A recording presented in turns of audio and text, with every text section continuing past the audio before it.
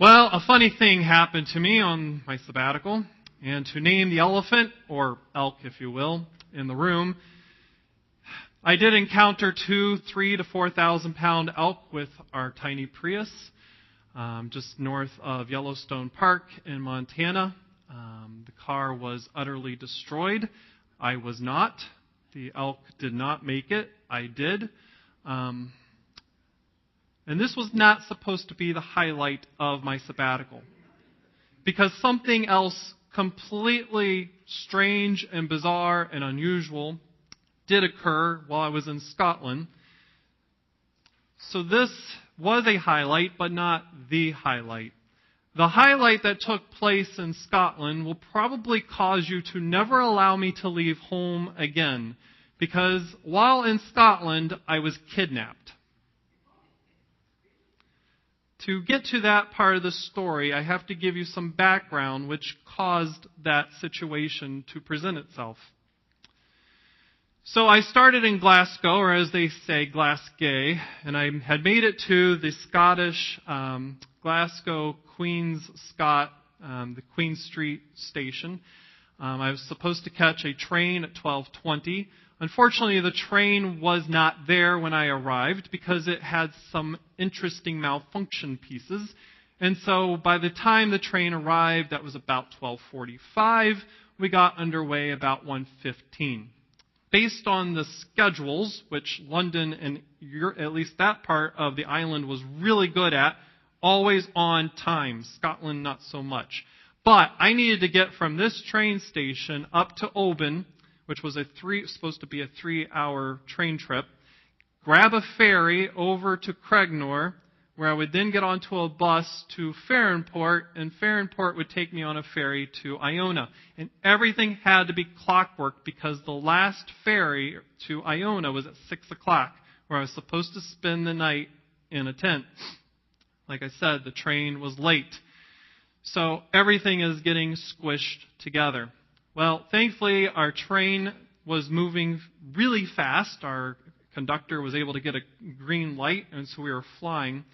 However, just before we got to Oban, we got stuck again. The train had decided to get stuck with an issue, which kept going, and I kept watching my watch, going, please be wrong. We finally did arrive in Oban, and Walker, slow down on the photos. Finally arrived in Oban, where thankfully they held the ferry for a few minutes. So the ferry was supposed to leave at 4:40. Yes. And we were supposed to, and it was supposed to leave. But at 4:47, I was purchasing my tickets. So they at least had warned everybody, this ferry is going to be a little late. And of course, they had also radioed to the Iona Farranport station to say, hold that back just a bit. But it was this course of actions. I had gone to the ticket office, and I said to them, I need to get to Iona. What tickets do I need? And she sold me what she referred to as the package deal. So I went ahead and accepted the package deal, and then they ushered me quickly onto the ferry. I was the last person on, and just as I'm stepping on, the gate starts closing, they pull off the ropes, and we're on our way. Everything was very, very fast. So I'm trying to catch my breath because it's one of those things. I just kept feeling like I'm the VIP. Everyone kept helping me along. Here's where things got a little goofy-ish. So I'm on the ferry, and I'm trying to catch my breath, and there's a couple nearby, and they're talking about the need for cash for a bus. It went like this. The woman says to her husband, you did bring the cash for the bus so we could reach Iona this time, right? Well, that pricked my little ear because I don't have cash. I only have a credit card. So I looked at my tickets and I went over to them. I apologized. I don't mean to eavesdrop on your conversation, but I have the tickets for the bus to get to Farranport, right? No. You need cash for the bus? Yes. So I quickly found somebody who worked for the ferry, and I said to them, I need to get to Iona. I purchased my tickets at the ticket booth. I'm just making sure there's not something missing. Oh, yes, you're missing a ticket for the bus. Oh, dear. How do I get on this bus? Well, you need cash. I don't have cash. Can you give me cash back? No, we don't do that on the ferry. But you can go, once we moor, you can hop off, and there's an information desk across the way. They've been known to sell tickets. They've also been known to give cash back. So I am first in line at the door. As soon as that door opens, they're barely pulling the boat in. I'm doing a leapfrog with a 55-pound bag on my back, running as quickly as I can with all that weight behind me to this information desk, where I said to the young man, and don't move that one. Hold the slide, Walker. I'll tell you when. So I got in front of this young man, and I said to him, I only have a credit card. I need to get to Iona, Farronport, the next port. How can I do that? I need cash back. And he says to me, well, we don't do cash back. But if you go 2 doors down, they do. So I walk quickly 2 doors down, and I said to them, I need cash for the bus. I heard you give cash back. What can I purchase to get cash back? Oh, no, we don't do that. But if you go 1 door backward, the next door, you can do that. They do that. So I went 1 door back, and I said to them, same story. No, we don't do that. But if you go to information, they do. Full circle. So at this point, I'm now standing in front of the same person I was speaking to, who has a small mustache, thinning hair, and I seriously tell you, he looked like Basil Fawlty. And I felt like I had just entered an episode of Fawlty Towers, because I said to him, in my mind, I must not have been clear enough. I need to get to Farronport. I only have a credit card, which I got too used to holding in front of people. I need a way to the bus or to the station. And he says to me, oh, credit card, you need to get on the taxi. Taxi! Why did we start there? So I turn around, and I feel his presence do one of these to look around me. And there goes the last taxi. I watch the yellow license plate as it grows smaller and smaller until it disappears in the horizon. Immediately, he's standing straight up tall again, like Basil does on that show. And I'm trying to breathe. Okay, 1, 2, 3. Turn around, big smile, because he is my lifeline, so got to be friendly. And I said to him, what else can I do? And he says, well, you could go out and maybe you can tell the bus driver what's going on. You can plead with them. And maybe they'll take you on board and take you to the next station where you might get cash back. Great. Awesome. I turn around. He does his little dance again. All 10 buses that were there when we got off the ferry are gone. So I turned to him and I said to him, what else can I do? And he looks me from head to toe and he says, you can walk. I repeat, I can walk. How many miles, Walker? 38. Sure, I can do this. 38 miles. So, that's what I did. I had my backpack, 55 pounds, had all my gear, stashed my camera away so that I could start walking. About half a mile on my journey, I ran into a person who looked somewhat official but unable to drive me to Farronport. And I said to them, is hitchhiking legal here? He said, yeah, everyone hitchhikes. Great, we're hitchhiking. So I stuck out my thumb. Half a mile later, I did get picked up by a van who worked for the castle. Go ahead, Walker. This castle is on the island of Mull. You see it when you are riding your ferry from Oban to Cregnor. And great, this is awesome. So we start going down the road. However, he's not going to Farronport. He's only going to the castle. It's 5 miles. But I'm like, 5 miles is 5 miles. I'm not walking. Great. So we get to the point where it has a sign that says castle to the left, and he turns left. So now we're moving off the main road, and he keeps going. I'm like, where are we going? He's going, well, we're going to go to the castle. I said, no. I need to get to Farronport. You're not going to Farronport. You can drop me off right here. No, we're taking you to the castle. Why are we going to the castle? Because you're going to spend the night there, and then in the morning you can walk out to the main road and hitchhike. And I'm in my brain going, no. This is not going to work. You see, I do not want to be at square one tomorrow morning because I need to be in Iona Abbey tomorrow night. I have my ticket. I need to get to Farronport so I can sleep in my tent tonight. You don't understand. So we get to the castle, and he finally left me alone. He had to go run a chore. And at that point, I took that opportunity to run back out to the main road where I was able to hitchhike again. At this point, I had realized in my journey that God and we'd been having a lot of fun, been having a lot of blessings, but I hadn't been spending a whole lot of time discussing things with God. So at that point, as I'm walking down this road, it's getting darker, I said to God, look, I apologize, I've not been paying a whole lot of attention to you. I mean, we've been exploring a lot of cool things. We've stood in John Knox's house together, the Presbyterian. We've done a lot of things in London together. It's just been really cool. But you're right, I've not been listening, so I'm listening now. What is it that I need to hear? And in the distance, thunder. Oh, yes. So at that point, a cold wind started blowing through. I'm wrapping things up, but I'm also utilizing the positive, right? Sweet. Cold weather means I won't sweat to death walking all these miles with a 55-pound bag on my back. Awesome. Okay, God, we need to talk a little more because this is not going to be awesome as the rain is starting to now move in. Thankfully, God responded to my prayer. He sent me a van with a young man named Fraser and his dog Moses. And I figured anyone who has a dog named Moses must be awesome, right? So I climb into his car and we race down the road and these are very narrow roads. So we could only go as fast as the person in front of us. You can see that post on the left there.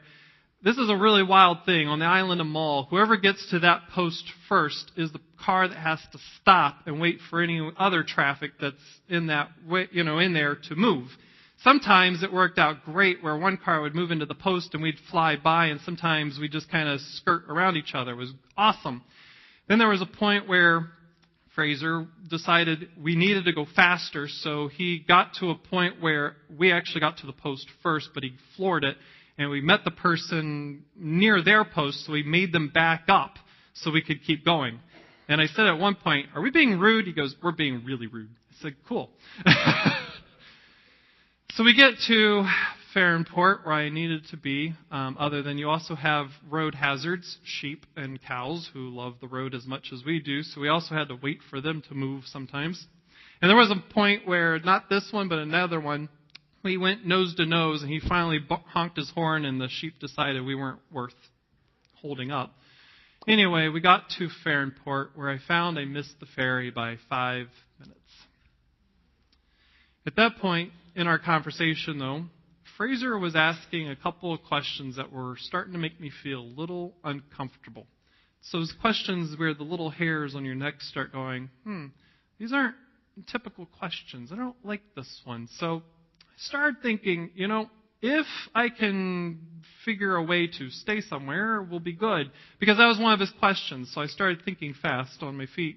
Where are you going to stay tonight if you're not going to get to Iona because no more ferries? I said, I'll sleep in the station.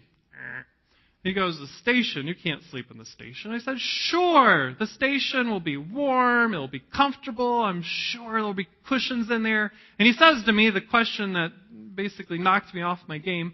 Wait, you've never been here before. How do you know that's in there? Well, again, quickly thinking, because the other station we just left had that. So surely has that. Plus, I'm there. I'm where I need to be. I can get up in the morning. I can sleep in the station, give my ticket. I'm on Iona. I just don't get to sleep in my tent tonight. That's all. Well, at that point, because of, like I said, those hairs and the prickly and the gut feeling, I decided to quickly start stashing my stuff in my pockets as I'm trying to get out of my car. Meanwhile, I forgot to tell this point. When he picked me up originally, he had to unlock his doors, and I threw my bag in the back with Moses, and I sat up front, because this is a pretty big bag. Now that you have that photo in your mind. So, I'm out of his car. All I need is my bag. Seriously. You can let me have my bag. No, I don't think you should sleep here tonight. No, please. I can sleep here. This is fine. Just let me have my bag back, please. No, this is fine. Oh, my gosh. What we'll do is we'll just go back inland and you can stay the night. I don't want to stay the night. So at this point, thankfully, I have my passport in my pocket. I do have my tickets, so I can at least get to Iona. But he has my bag. He has everything I have in the back seat behind a locked door. And I'm just like, dude, seriously, you're fine. You've done your job. God sent you. You've done your angel work. You're good. I'm golden. Let's go. So I'm in a dilemma. I'm stuck. I can either go to Iona with just the clothing I have on my back and let him have my bag and stuff. Who knows what happens to that. Or I go with my stuff. I decided to go with my stuff. So we drove 17 miles back inland. And it only got a little more strange when we get to the place where he's staying inland, 17 miles. When he makes this discovery out loud, nobody knows where you are. No one knows where I am. You know, there's a lot of people that go missing up here. Yeah, I kind of assumed that. At one point, he then asks me too, I think this was actually in the house. Maybe it was still in the car. Anyway, you aren't good with a shovel, right? At this point, I'm now eyeballing him. I'm not sure if he's joking or serious, but I'm just like, oh, nuts. All the people. Anyway, so he parks his car. I'm now sitting in the vehicle going, holy moly, what have I walked into? What should I do? Do I get out? Do I stay here? Then he comes over and he's just like, my wife's in the house. I don't know why, but that says safety, right? Can't be a murder if you have a wife. So I went to the door and there she was. So suddenly I was feeling a little better. Okay, good. There's a wife, sweet. Her name was Hillary. Wonderful, wonderful woman. She went out of her way to make me a meal, even though I didn't need that. She made sure I had my bed, and then we sat in the sunroom with Moses. It's a little dark. He's on that chair right there, little puppy. And we had some more conversations, at which point Hillary and I were talking, and every now and then, feeling left out, I'm sure, Fraser would once again talk about the fact that murders are a frequent thing. At that point, though, she got on to him. She says, Fraser, leave him alone. Whew. Okay, I think I can sleep tonight. Now, here's the wild part. I thought in all of this that these were blessings for me. I thought everything that was happening was for a purpose. In fact, there was a moment where I felt like this was Balaam having that donkey moment where God had said, you're going to Iona. I need you to go to Iona. But it was one of those things of God was also doing a lot to stop me from getting to Iona. That night was a horrible, horrible storm. Very, very wet. And it went from a nice, balmy 68 degrees down to 40-something. So it would have been awful. It would have been cold. I would have been wet, possibly. And I totally would have been miserable to start my 2 weeks at the Abbey in Iona. So I was very, very happy about these. What's interesting, though, is I found that the blessing actually was not just for me. It was also for this family. For a long time, Hillary has been having MS things going on. Her MS is now starting to go full-blown. She was in a wheelchair when I met her. And talking to her in the course of our conversations, it's been a very slow, semi-drastic decline for her in health. And therefore, she hates God. It's even to a point she does not want that name said. She won't say it. It's better not to say that name. Fraser, meanwhile, her husband, has watched this horrible decline of her health.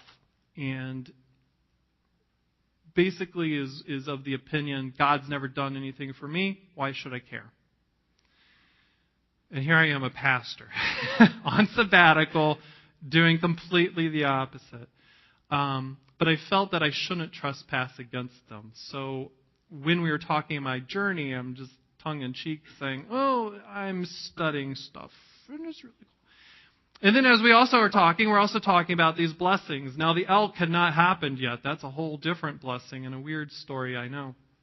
But there are other blessings, such as my ticket being upgraded to being in not only first class, but being the first one on the plane for 10 minutes and these air flight attendants waiting on me hand and foot. And it was just amazing. getting to London and finding out my host woman was a Syrian refugee who had settled in the UK. And not only that, but she's now the second lead chef for the BBC London studios, so she knows all these wonderful actors and actresses, and it's great trading notes. I mean, huge, huge blessings. And it's difficult answering Hillary's questions because it's all God, It's all been this wonderful faith journey, and here she is suffering and doesn't even want the name said in her living room. So trying not to infringe on her wants. I went to bed with the plan that Hillary would sleep in the morning, Fraser would get up early with me, and he would get me to Farronport so I could catch my ferry to Iona. That morning I woke, and Hillary was in the living room waiting for me. And she wanted to talk more about this God.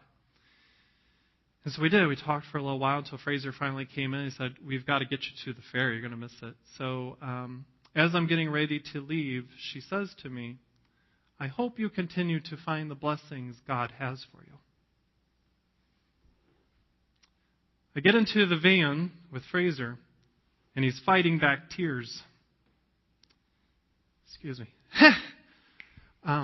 When we finally get to the port, he extends his hand and he says, "May your God go with you."